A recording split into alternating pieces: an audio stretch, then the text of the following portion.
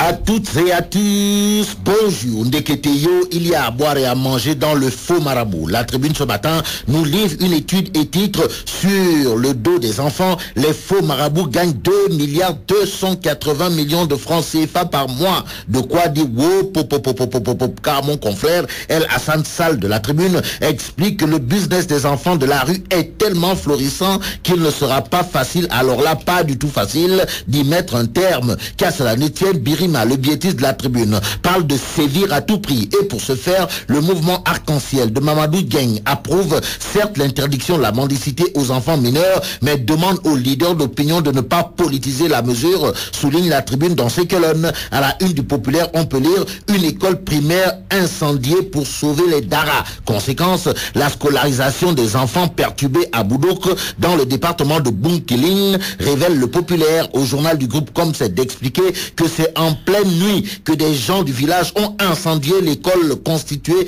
d'abris provisoires réalisés sur fonds propres par un certain Mamadou Diop pour lutter contre l'analphabétisme. L'homme, comprenait Mamadou Diop, de confier que ceux qui ont mis le feu n'ont jamais supporté la présence de l'école française dans le village car elle porte préjudice à leur Dara. Explication livrée par le Populaire. Passons à Direct Info avec Daoucho qui écrit « Les maîtres coraniques crient sur tous les toits qu'on ne doit pas traquer les talibés mendiants et au même moment, l'un d'entre eux est accusé de viol sur une fille de 6 ans. Le procureur a requis 10 ans de prison ferme contre le sérigne d'arabe pédophile qui verra le monde s'effondrer sur lui, indique Daoucho, le biétiste de Direct Info. S'agissant d'effondrement, nous apprend qu'un immeuble en construction menace de s'écrouler du côté de Yoff.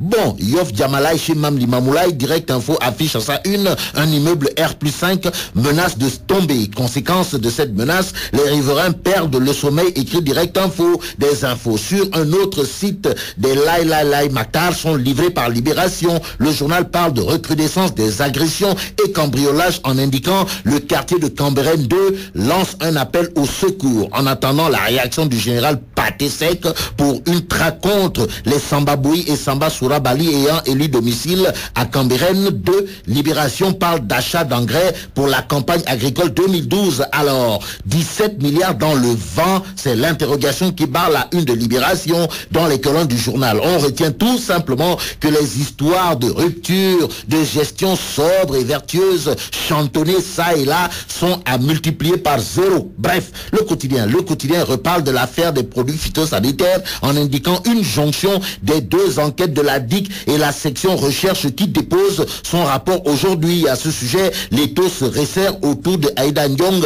révèle le quotidien, le journal du groupe Avenir Communication, de renseigner que fournisseurs et entrepreneurs continuent de défiler à la DIC, histoire d'indiquer que Aïda Ndiong est grillé. Le quotidien écrit affaire du plan Djahaï et des produits phytosanitaires, les deux affaires à la DIC. À la DIC, Réumi Quotidien annonce Moussassi amendement. Il s'agit de quoi? Eh bien, le quotidien Réumi parle de violence, tentative de meurtre et injures publiques en titrant Moussassi entendu à la DIC. Dans les tiroirs depuis 4 ans, l'affaire exhumée par le ministère de l'Intérieur, d'après Réumi Quotidien. Dans le journal, mon confrère Sekou Dianko Diata nous informe que le plaignant, un certain Idrissa Niass, a été entendu hier. Aujourd'hui, enquête, le journal s'intéresse à la lutte contre l'enrichissement illicite en informant à sa une le juge Désirit Ndeye Khadi Gueye. Maroua Semou Diouf ordonne la saisie de tous ses biens et malgré tout, la Tribune nous dit que Ndeye Khadi Gueye garde toute sa sérénité selon ses amis. À la page 13 et tirée de la Tribune, il est écrit Ndeye Khadi Gueye a une confiance totale en la justice du Sénégal d'après ses amis. Un ami de Hadj Macky Sall fait la une du Pays au quotidien. Le journal affiche Macky Sall à la recherche de son double. Mohamed Dionne, si tu reviens, j'annule tout. Alors, qui est Mohamed Dionne? Eh bien, Papa Souleymane Kandi, mon confrère du Pays au quotidien, explique que Mohamed Dionne est celui qu'on définit à tort ou à raison comme le joker de Kormarem Faye. Restons avec le Pays au quotidien qui annonce encore de l'eau dans le gaz. Ça veut dire quoi? Eh bien,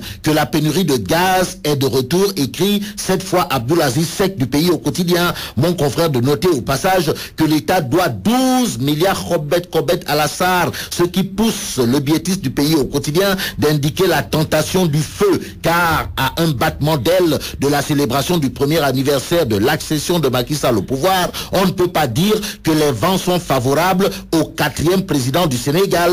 Terminons avec la tribune qui nous livre que la danseuse Oumousso sensibilise ses collègues. D'après Oumousso dans la tribune, l'habillement de certaines danseuses est extravagant. Question Melach Dong de Oumousso fait-elle dans la traque des Saï Saï?